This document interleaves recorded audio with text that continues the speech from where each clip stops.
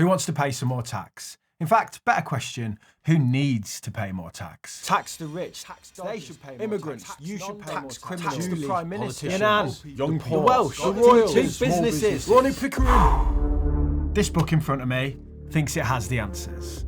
It's called Follow the Money by Paul Johnson, who is the current director of the IFS. We do know. I tell you this to give credit to his excellent work, but mostly so when I lay out his thoughts, you shout at him and not me. He talks about the current system in the UK and how to fix it, the realities of taxing the rich, big businesses, all of that.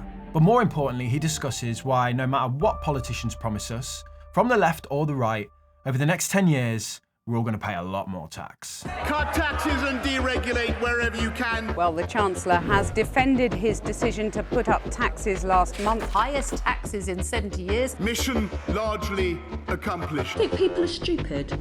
Will you cut taxes? We are the It's 1918, and as the world contends with one of the deadliest conflicts in human history, an even more potent killer begins to spread. Reluctant to inflict more pain on the already fragile morale of their people, European leaders choose to ignore the spread and not report on the rise of this mystery illness. A forgotten pandemic. But they couldn't make it disappear. In terms of the number of deaths, we're saying 50 to 100 million, far greater than the casualties of the First World War. The only country to freely report on this deadly pandemic was Spain, hence the name Spanish flu. Nearly 100 years later, another pandemic rocks the world. Unwelcome but expected, the coronavirus has hit the UK. There was no hiding it this time, and rather than ignoring it, leaders stepped in. Can announce today an unprecedented package of government-backed and guaranteed loans. We successfully, to some degree, spread the pain. But we could never make it disappear, and that bill will need to be paid. Money printing led to inflation, and inflation led to higher interest rates, which now means that the interest payments on all of that debt sit at around 10% of the UK's annual budget. This is why the current government hold the crown as the biggest tax-raising government on record. Mission largely accomplished. It's also the reason why the tax rate is the highest it's ever been, but the quality of public services feels so crap. Well, I mean, there's loads of reasons for that, but interest payments are one of them, gobbling up so much of the public purse. And the problem is, the amount of money we need to feed into the purse looks set to get worse. On the 12th of December 2022, the OECD released this paper. It argues that in the coming decades, the amount of people aged over 65 will explode across the developed world. The best way to visualise this is with a measure called OADR, or the Old Age Dependency Ratio. In 1966, there were 258 people of state pension age for every 1,000 people working. Today, that's 292. By 2066, we expect there to be around 400 people of retirement age for every 1,000 people working. The tax burden the elderly creates is obvious. They work less, so they tend to pay less tax, and they rely on public services more, healthcare, state pension. We can kind of see the signs of this already. Politicians are unwilling to lose the retired vote, so they continue giving inflation-adjusted rises to state pension. Biggest ever increase in the state pension. The working population sees their tax bands and savings allowances held static. It is immoral. There's just no freebies when it comes to taxation. A saving here must be made up by an increase over there. We can't blame the elderly for getting old though, can we? I mean, we certainly can't ignore their needs. We'll all get there one day, we'll all need support one day. But we also can't ignore this growing trend. It's not going away. There's another trend as well that we just can't ignore anymore. My receding hairline, and that's why today, this video is sponsored by Manual. In the last couple of years, I've noticed my hair has thinned significantly. This is pretty common, as about 60% of men experience hair loss by the age of 35. There's nothing wrong with that, you know, it's a natural process, but I haven't really got the head shape for going bald, if I'm honest. And not ready to jump into a hair transplant, I've been using the services of Manual now for around a year, and I've noticed a significant improvement in the texture and overall thickness of my hair. You go on their website, they offer loads of treatments for all sorts of male health concerns, and after a quick questionnaire, they will send you scientifically proven treatments through the post. No need to leave the house, and I've been really happy with the results so far. If you want to try them out, there's a link below for you, and if you use code DTM55, you'll get 55% off your first order. What do you think the world should be doing about climate change, and do you still harbor that skepticism? I feel that the United States has tremendous wealth. The Independent Climate Change Committee stated we would need to spend around $50 billion a year from the late 2020s until around 2050 to achieve our target of net zero. Delaying action would increase costs, while losing control of climate change would increase them many times over. The Climate Change Committee did point out, though, that investment in net zero would produce savings in other areas. This chart displays that nicely. You have that initial spend period here and then that continues, but then we see savings on the other side born from the efficiencies of using renewable energy and moving away from fossil fuels in general. But even moving away from fossil fuels creates problems itself when it comes to taxation anyway. The government currently generates around 25 billion a year from tax on fuel, and a move to electric cars, that just vanishes, doesn't it? So where will that money come from then? Who will pay the bill? If you want serious money, you have to look to the serious taxes. Of the 910 billion tax total raised by the government when Paul wrote his book, 2/3 of it come from just 3 places. Income tax, 248 billion, national insurance, 175 billion, and VAT, 157 billion. The overall size of these big 3 taxes, if you want to call them that, means that even small changes to policy here can produce massive amounts of extra tax revenue. The simple act of just freezing tax bands and holding them where they are has produced an extra 30 billion a year in revenue. You would need to double council tax for everyone to get that sort of benefit in that area. So when the government wants money, it's these 3 taxes that are the obvious places to go. But I question, how much longer can we continue to tap this one well? By the late 2020s, 1/5 of all taxpayers will be paying higher rate tax. 2 million people will be at the additional rate. The top 1% of taxable income earners pay 30% of all income tax, and 90% of all income tax is paid by just 1/3 of the population. Now, to be fair, the reason the top earners pay so much of the bill is because they earn so much more than everyone else, so the system is fair in that way. But let's look at this another way, right? 40% of adults in the UK don't pay income tax at all. Self-employed, part-time, student, retired, whatever. The OECD shows that the UK ranked 23rd in the list of OECD countries for the tax to GDP ratio in 2021. So it isn't wrong to say that as a nation we have a relatively low tax rate compared to some of our peers.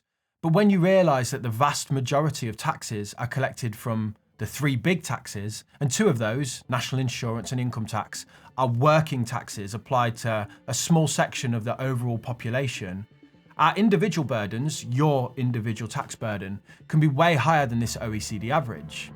What I want to look at now is, with the help of Paul's book, are there ways to raise the extra tax revenue that this country will need without just hammering the hard-working portion of the population like we always do? Is there a better way? We need to tax the rich. Protesters wanted to dismantle a system that they saw as only benefiting the rich. This right here is a pretty interesting wall. Notice the 3 distinct different-sized bricks. In 1784, during the reign of King George III, in order to help fund the war with the American colonies, Britain introduced a tax on bricks. The idea was more bricks in a house, the more tax you paid. Bigger houses have more bricks, so rich people should pay more of the tax. I mean, it seems sensible at first, but you can probably see what's going on here now, can't you? People started using bigger bricks. Joseph Wilkes of Leicester created his Wilkes gobs, as they were called. The government, to combat this, then had to introduce a maximum size for bricks. Got a guy with a house just made of 1 brick. Tax law history, and even today, is full of these sorts of cat and mouse stories. Introducing a window tax, people just board up their windows. Want to buy a pet? Get yourself a rabbit because you can eat it, so you don't pay VAT on it. What I'm trying to say is, besides suggesting that you're flambe floppy, if you introduce a tax, you introduce an incentive to avoid that tax. And if it's a big tax on something like wealth, well, there's a big incentive to avoid it. If we are to effectively tax the rich, we need a way to apply that without them just sailing off. I want to be clear though, I do think we need to tax wealth more effectively. There is around £15 trillion of wealth in the UK.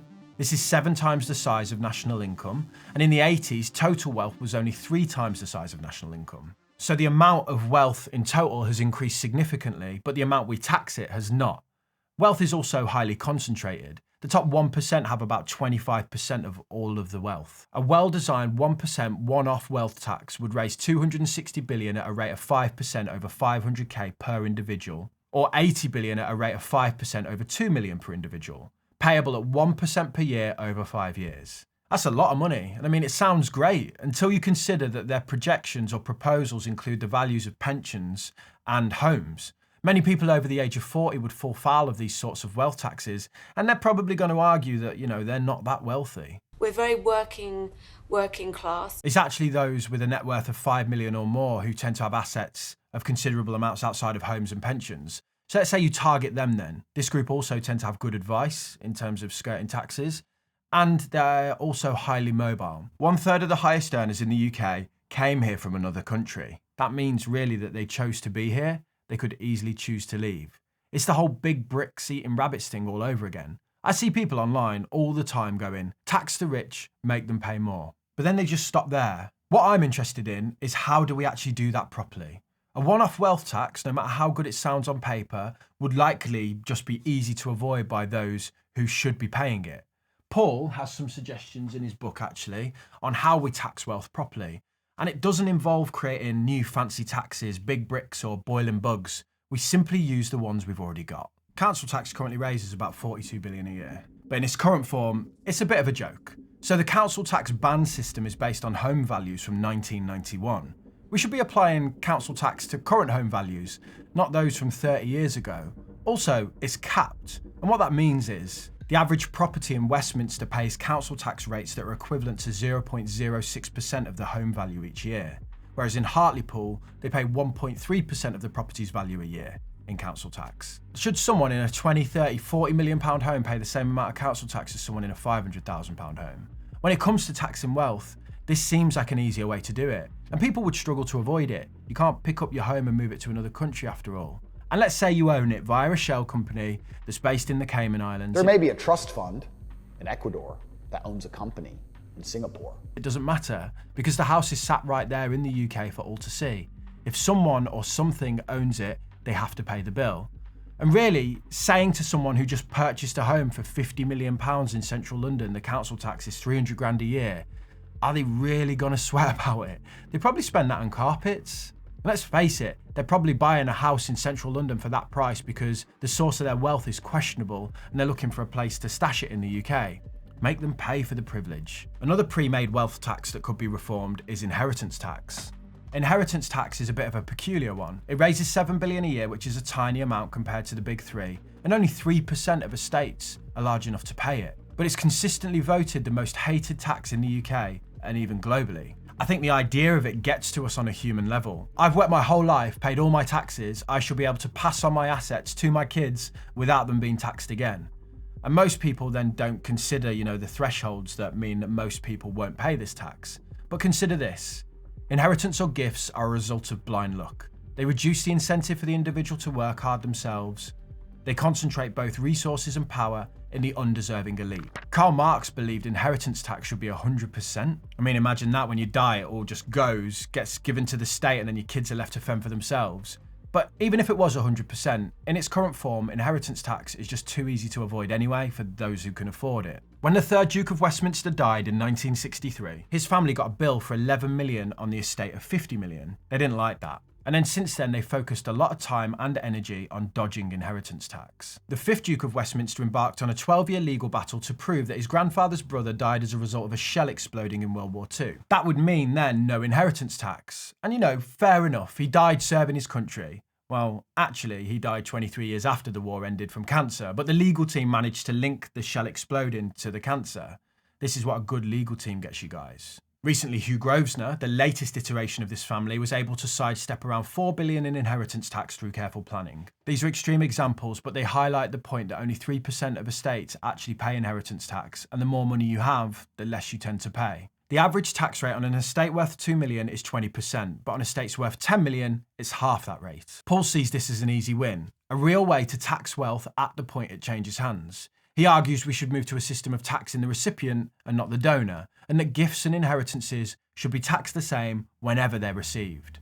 I know that's going to make some people wince considering how many people rely on gifts from parents to buy homes nowadays, but remember, shout at Paul, not me. Paul consistently argues for things that are similar to be taxed the same, so that we remove the incentives to go one way or another. He uses the example of Jaffa cakes. In the massive court case, they fought to uphold their position as a cake instead of a biscuit, because cakes are VAT exempt and biscuits are not. Biscuits go soggy when stale and cakes go hard. Think about it. Capital gains tax and the preferential rates here over, say, income tax is another area Paul points to that could be reformed to ensure fairness. If all income in any forms is taxed at similar levels, you reduce the incentives for structures to emerge that look to sidestep one or the other. Rabbit-flavoured biscuits, if you will. Everything I've discussed up to now, though, looks at individuals, and I can hear some of you saying, corporation tax. At the time of writing Paul's book, the country raised about 66 billion through corporation tax. Facebook paid 37 million in 2020 on profit of 190 million and revenues of 1.4 billion. Amazon UK Services, which is the warehouse and logistics operation, paid 18 million. How can these corporations that generate billions in revenue only pay millions in tax? The problem is, corporation tax is not a tax on sales, it's a tax on profits. And when you are a massive multinational corporation, where you're headquartered in one place and the products that you sell are sourced and assembled from dozens of countries, shipped globally and then sold all over the world, where does the profit come from? This argument helps these businesses dodge tax in the UK, but it's kind of a hard argument to fight, really.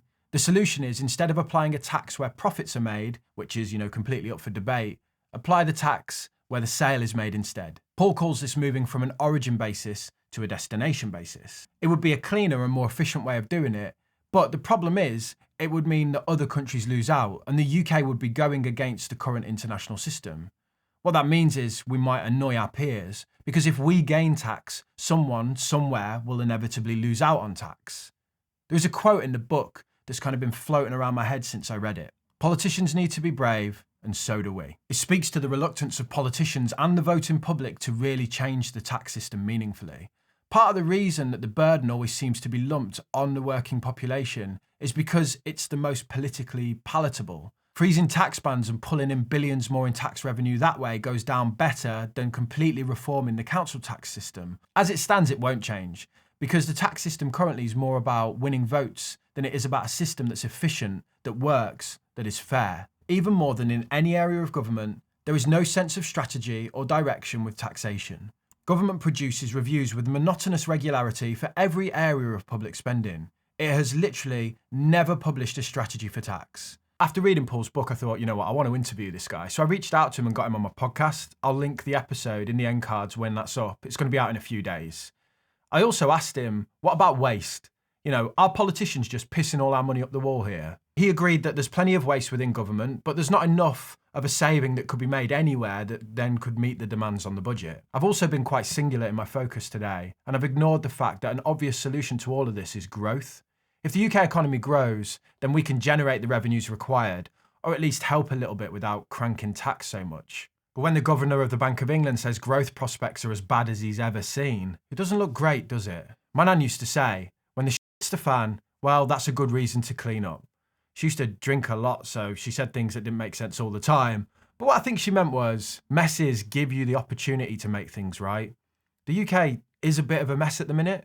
We're going to need more revenue. Growth is pretty uncertain, but the tax system is sat there begging to be reformed. We have an opportunity to make it so it works more effectively and so it's fairer for everyone. Every one of the current unfairnesses and contradictions in the tax system benefits someone. And making changes that impact someone, even if they are benefiting unfairly, causes a ruckus. But cause a ruckus we must, because politicians need to be brave, and so do we. Go on, Paul.